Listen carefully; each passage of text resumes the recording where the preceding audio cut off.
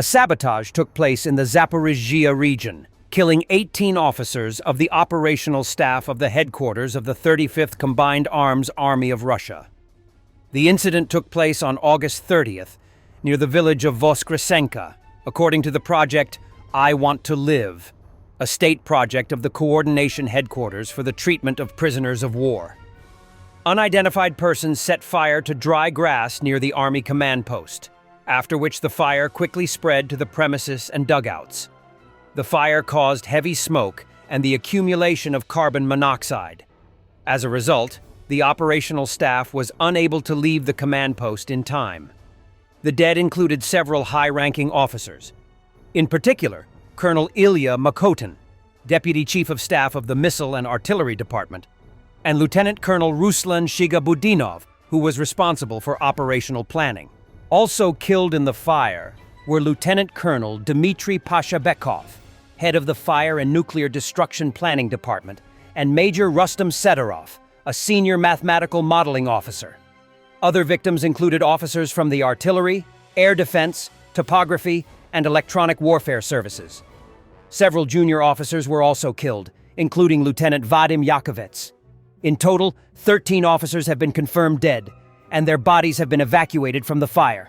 At the same time, 5 more officers remained under the rubble and were not evacuated. Among them are Lieutenant Colonel Serhiy Konoyko, Deputy Chief of Staff Intelligence, as well as Major Volodymyr Filimonikhin, Senior Lieutenant Oleksiy Korin, Captain Semen Ponomaryov, and Orlan 10 UAV operator Yuri Fokin. Thus, the 35th Army lost at least 18 officers, including several heads of departments and services. Russian sources confirmed some of the losses. Several officers have already been publicly buried. This year, on June 30th, the Ukrainian Defense Forces also hit the command post of the 8th Guards Combined Arms Army of Russia.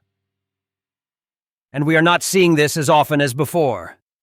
A HIMARS GMLRS rocket struck a concentration of Russian assault troops on motorcycles in Donetsk region. A HIMARS strike on target and on time can be deadly.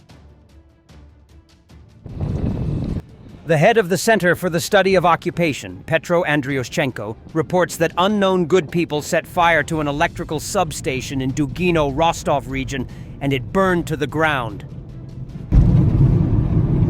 The Russian Black Sea Fleet is reportedly in a systemic crisis due to manpower problems, a recruitment campaign that is mainly attracting chronic alcoholics and drug addicts, and ongoing systemic corruption involving stealing repair funds for unseaworthy ships.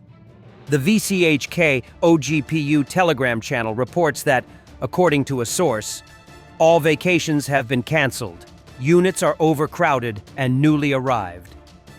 Contract soldiers are being massively appointed to key positions in the crews. About 70% of them are chronic alcoholics and drug addicts. For such fighters, the Black Sea Fleet Administration has come up with a special punishment: transfer to the 810th Separate Marine Brigade. The newly appointed brigade commander, Guards Colonel Olinikov, is not thrilled, to put it mildly, that his unit is being turned into a dumping ground for problematic personnel, while the commanders of ship and boat formations in the rear are quietly making money on repairs of ships. This is already provoking a direct conflict between him, the commanders of other brigades, and personally, the commander of the Black Sea Fleet, Vice Admiral Pinchuk. But this is not the first case of a conflict between a brigade commander and a commander. Recently, the commander of the 4th Separate Submarine Brigade, Dmitry Skarga, was given a disciplinary penalty in the form of incomplete service compliance and a severe reprimand by the commander of the Russian Black Sea Fleet for the presence of military personnel outside the unit during wartime. Skarga was earlier reported to be a key figure in a corrupt scheme to keep unseaworthy vessels in service so that large amounts of money allocated to repair work could be skimmed off by senior officers. Meanwhile, the 810th Separate Marine Brigade has gained notoriety for its persistently severe losses in the Kursk region last year and in Russia's Sumy pocket currently.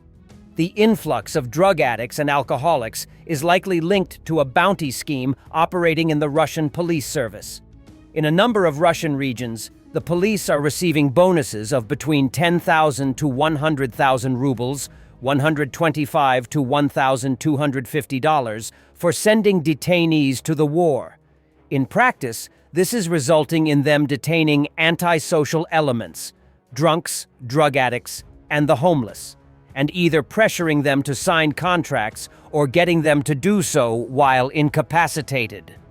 Such soldiers are of little military value. Russian commanders reportedly seek to get rid of them quickly by sending them to their deaths in assault squads so that they can be replaced quickly with higher quality recruits. Recon units of the 15th Separate Artillery Reconnaissance Brigade, Chorny Lis, spotted and adjusted a missile strike on a Russian Buk M2 air defense system.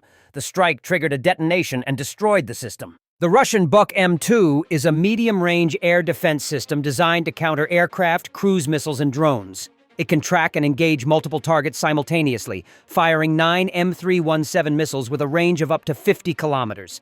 Despite its advanced radar and mobility, Ukrainian forces have successfully targeted and destroyed several Buk M2s, reducing Russia's ability to protect frontline troops from air and drone attacks. Russian Duma Speaker Volodin claims the drones that entered Poland were a European provocation, insisting they came from Ukraine. Well, their society will believe it. Oh. For truth, victory over evil, victory over the Nazi Kiev regime, which has usurped power, does not hold elections, and uses people as mere expendable material. This benefits European states because they would have long since ousted Macron, Merz, and the like. They keep coming up with new scare tactics. Drones arrived in Poland.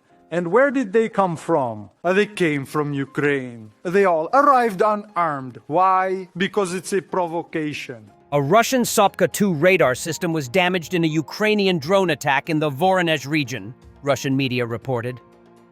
According to Astra, on September 16th, one of the drones exploded and damaged the antenna of the Sopka-2 radar near the village of Garmashevka in the Kantamirov district, more than 170 kilometers from the Ukrainian border. The day before, Regional Governor Pavel Gusev confirmed an attack, saying a drone had been destroyed. The Russian Defense Ministry also reported shooting down one drone over the region. The Sopka-2 system is designed to gather and analyze data on the air situation. It is a 3-coordinate radar capable of monitoring airspace within a radius of up to 450 kilometers, detecting aircraft and determining their range and altitude. It can operate in winds of up to 40 meters per second and temperatures as low as minus 40 degrees Celsius. It was recently reported that Ukrainian drones destroyed a RLK-1 Navigation of the South radar in the Rostov region. The system had been deployed on the grounds of a former air defense unit, Military Unit 65312. Ukrainian forces have recently stepped up strikes on Russian radar stations in an effort to reduce radar coverage in key areas, especially around occupied Crimea. On September 5th, Ukrainian drones targeted Russian Podlyat and Nebo-M radars on the peninsula. Thanks for watching, and don't forget to subscribe. Also, if you want to support Warthog Defense, please become our member and get early access to new videos, exclusive members-only videos, and become administrator in comment section. The membership link is in the description. Rescues every day. We had a guy last week at 6 rescues in 6 days. You know, he's doing the job every day.